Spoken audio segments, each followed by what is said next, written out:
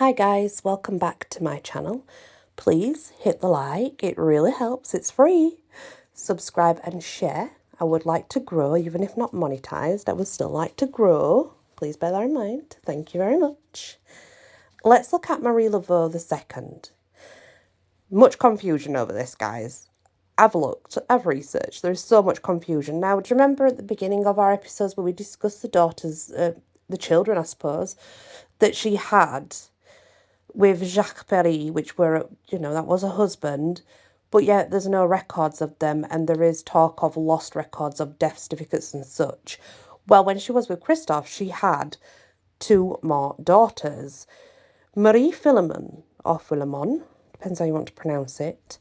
She apparently stepped into the shoes of Marie Laveau, so it's said by many. Her other daughter was called Marie Eloise, and she was born in 1827, but she also died in 1862. Marie Philemon, born 1836, died 1897. Those are their middle names, by the way, not their last names, so it would be Marie Philemon Laveau, that's how it went.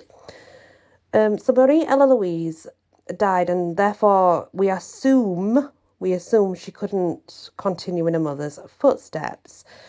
In the Louisiana's Writers' Reviews, interviews took place naming Marie Philemon, not Marie Eloise. She's not named in there. Marie Philemon Globiant was often referred to as Madame Legendre, spelt quite a few ways, might I add. She was a devout Catholic like her mother, but apparently had no interest in voodoo, making her unlikely to be a successor, though they're stories. But if there was a Marie II, it would be Marie Philemon. She lived with her mother, so she was probably at least schooled in voodoo. And at the time, voodoo was cloaked under Catholicism, so maybe she kind of learnt one that was both of those.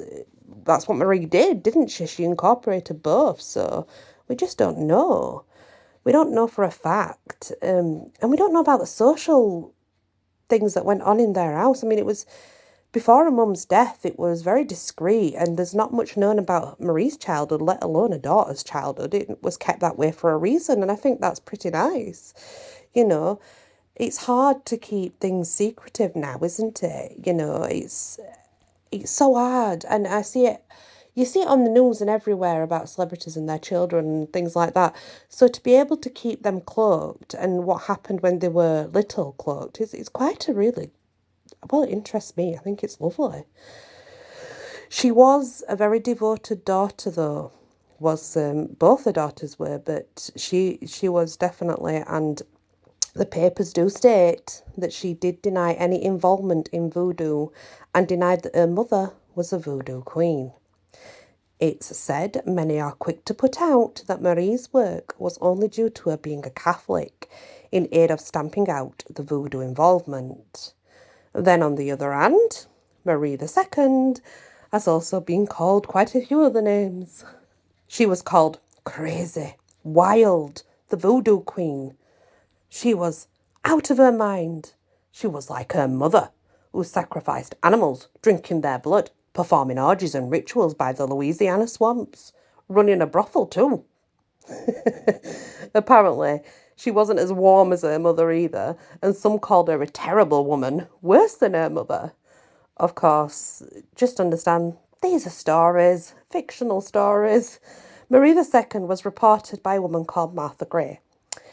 So, whether this is true or not, we don't actually know. But anyway, Martha Gray did report that she knew of some insight into the house, and she did state there was an altar with red lamps.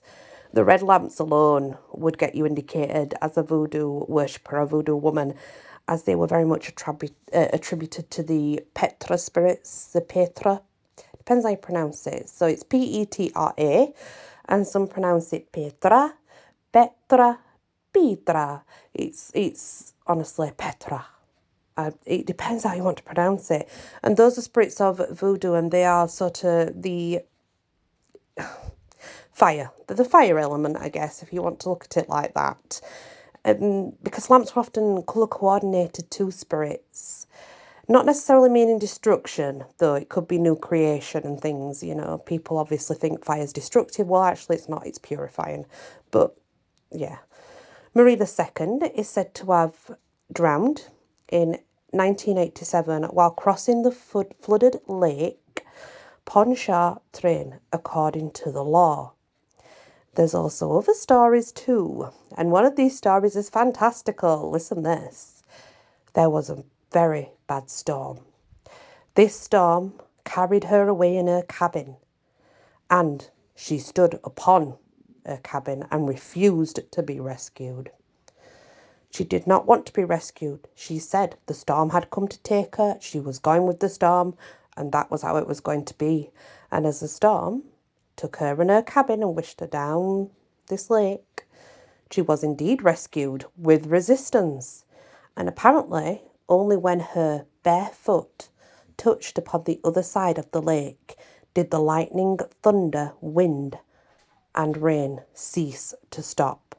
It did not stop until her bare foot rested upon land. It's quite an interesting story, fantastical story, in fact. She did live in the same cottage as her mother. She lived with her mother up until her death, and she raised her own children there. Marie Laveau is referred to as Madame Laveau, where her daughter is Mademoiselle Vaux. It's just to separate the mother and the daughter, that is all.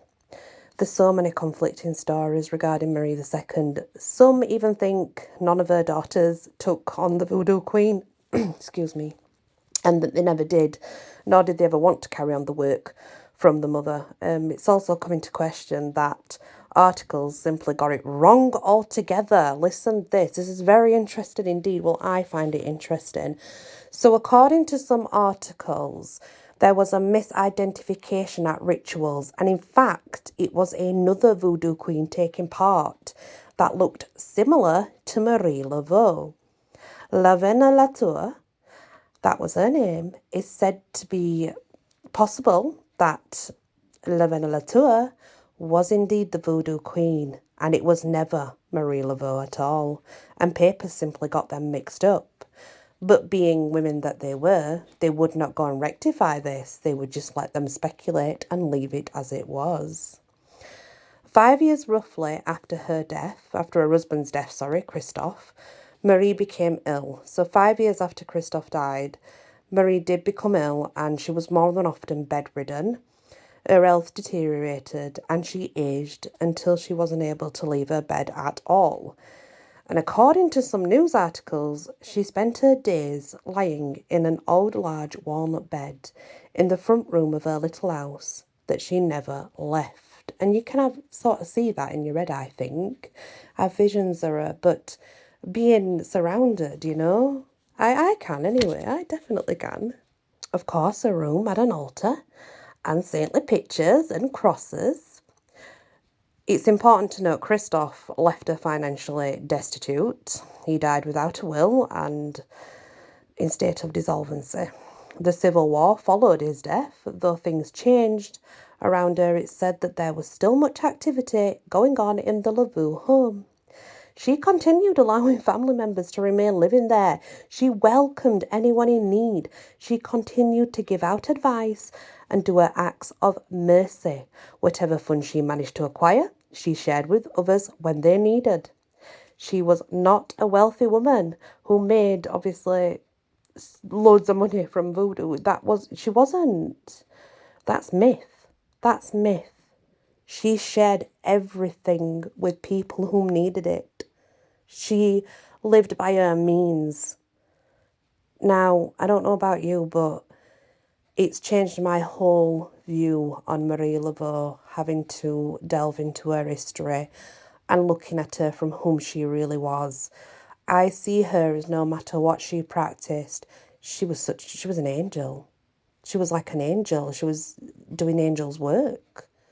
I mean, I honour her. I honour Marie Laveau. I think she was an amazing woman, do you not? 1886. Journalist George Cable published what is believed to be the last but the first-hand account of Marie Laveau. I once saw, in extreme old age, the famed Marie Laveau. She sat shaking with feebleness and ill in an old rocking chair, her body bowed, her long grey witch's tresses hanging about her yellow shrivelled neck. The queen of the Voodoos. 3 generations were helping. One could see now her face drawn, aged and withered, was handsome and commanding, and still a faint shadow of departed beauty in the forehead, the spark of an old fire in the eyes that sunk in those glistening eyes, a fine aquiline nose, and a silent, woe-begone mouth. Beautiful description, isn't it? Her daughter was also present, a woman of some 70 years, and a most striking and majestic figure in features, stature, and bearing. She was regal. June 15th, 1851. Marie Catherine Laveau died following a long illness at her home on St. Anne Street. Her daughter, Marie Laveau, by her side. Her death certificate does state she died of natural causes associated with diarrhea. She was offered a good funeral, attained by the diverse crowd of people, rich and poor. She was buried in St. Louis's Cemetery, number 1. There's 2 cemeteries, we'll get there. She was buried in the first. She was placed in the middle tomb. Not long after, the tomb became a pilgrimage site for voodoo practitioners and tourists. 2 days after her death, the New Orleans Democrat printed her obituary. 2 other articles were printed 3 days after her death by the Daily Picayune, which tells and shows of her stark differences of her life and character as perceived by so many. 6 articles in total were printed about her death. Marie Laveau's tomb and resting place are in the eldest cemetery of New Orleans. I'm going to leave that bit here, guys. That's what we're going to finish with today, because the next one gets more interesting, I can assure you. Pretty soon we'll be done with Marie's life. Whether you want to learn about her magic, I'm not sure I'm willing to share that one. It's some pretty interesting stuff. Thanks for listening.